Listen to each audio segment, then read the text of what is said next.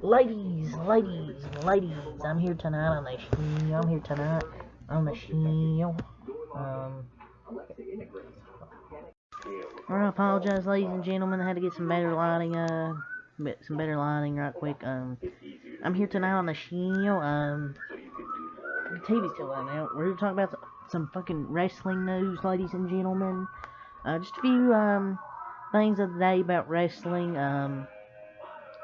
We're going to talk about Tyson Fury. He's in talks to make his return. We're also going to talk about the ratings from Rampage, about Bobby Lashley, basically talking about Austin Theory. So, those are the things I want to talk about for this wrestling news. It's all confined, really, from Fightful. So, yeah, ladies and gentlemen, let's get right into this shit, and then I'll recap the Dodgers game tonight and see if there's, and I'll look and see if there's any, like, NASCAR news, NFL, MLB, but let's just get this in. Yeah, WWE news, ladies and gentlemen. There's a report, Tyson Fury, he's in talks to make a WWE return. Tyson Fury is potentially returning to WWE. Give Me Sport reports Fury is talking with WWE regarding potential return this summer. Nothing's been made official, and it is unknown in what capacity he'll return. Though the report notes his return would tie in with Clash at the Castle, which is slated to take place on September 3rd in Cardiff, Wales. Tyson has also openly spoken about his desire to return to WWE at some point, and has had a media war of words with Drew McIntyre. Fury previously competed at WWE Crown Jewel 2019, defeating Braun Strowman by countout when he punched him off the apron. He returned for a November episode of the SmackDown team with Strowman to defeat B-Team, B-Team, go, go, go. Bo Dallas and Curtis Axel. Since then, he's hinted at a WWE return, and his wife has said that he's always in contact with Vince McMahon. Mr. Vince McMahon. Fury has stated that he's done boxing after picking up a TKO victory over Dylan White in November. If the retirement 33-year-old will finish up his career with a 32-0-1 record, he's also stated he's open to exhibition bouts. Anybody's Fightful will continue to update the fans on his return, but I just don't give a shit about Tyson Fury coming back. I know he's a great fighter, but it just doesn't interest me, man. Like, Drew McIntyre deserves better than this shit, ladies and gentlemen. Then to fight Tyson Fury. I know they've had a media war of words, and that's probably the match that's going to happen if Fury does come back. But Drew McIntyre deserves better, man, than be wrestling Tyson Fury. Like, Tyson Fury is just not it for me, ladies and gentlemen. Like, he's a good boxer, don't get me wrong, but it's not the thing for me, him being in WWE. Like, Drew McIntyre should be facing like Roman Reigns for the one of the titles or something at Clash at the Castle Clash or whatever the fuck. Drew McIntyre deserves better. It's just Tyson Fury doesn't interest me in WWE. Like, they rely on these fucking part timers. They have Tyson Fury come back. They rely on who Roman Reigns is pretty much now a part-timer. Brock Lesnar shows up whenever the fuck he wants. Those are the people they rely on. And now they can't fucking sell tickets for SummerSlam. And they wonder why they can't fucking sell tickets for SummerSlam. Because they have the big match. They have, Roman Reigns versus a Brock Lesnar. That's not gonna fucking sell tickets. You still have 11,000 tickets. Should have had John Cena and Austin Theory. Like, John Cena on the pay-per-view. They would sell tickets. Come on. I know I just went off on a little rant, but that's the next thing I was going to talk about. Didn't write it down, but I wanted to talk about the WWE struggling to sell tickets for SummerSlam. That was really the main point I was talking about. They still have 11,000 tickets, and they're struggling to sell tickets for a big pay-per-view. Sad, ladies and gentlemen. They need something big on the show. Of course, Roman Reigns and Brock Lesnar are going to sell tickets. The fans on social media are tired of this. I'm tired of it. Everyone's tired of this. No one wants to see this match, and that's the match, their main match for SummerSlam. If you have John Cena or Edge on that card, it'll sell out probably, or nearly sell out. They still got 11,000 fucking tickets to sell.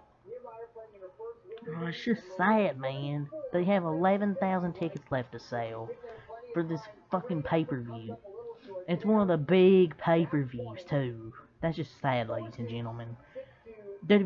What's gonna be Mr. McMahon's excuse now, ladies and gentlemen, that if this pay-per-view doesn't sell out? I kind of went off a tangent, a little bit of a rant.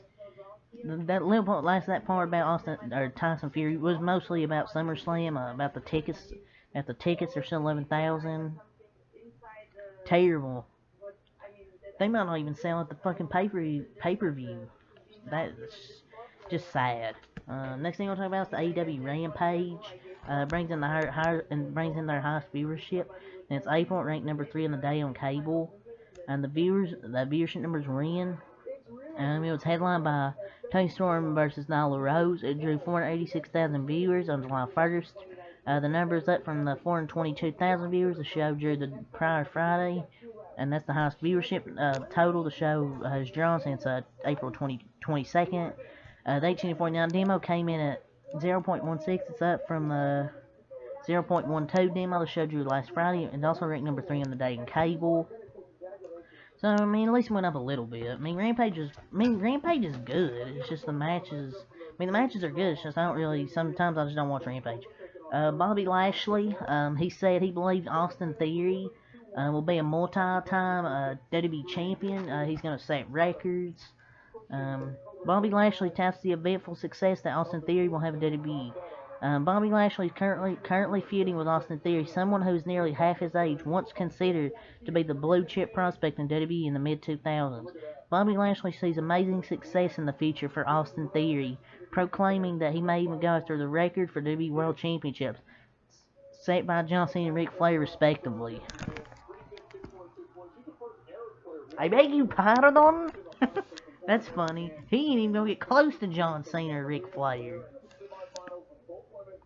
After defeating Austin Theory for the United States title, WWE Money in the Bank, Lashley spoke to Ariel Helwani of BT Sport and touted the ability and potential of the braggart new Mr. Money in the Bank. Man, by the time he's my age, he's going to be on a stack of money as high as this building. He's going to be a super duper star. 23 years old, that kid has everything in his future. I can see him being a multiple-time champion. He's gonna be going after Ric Flair's record, Cena's record. He's gonna be after Ric Flair.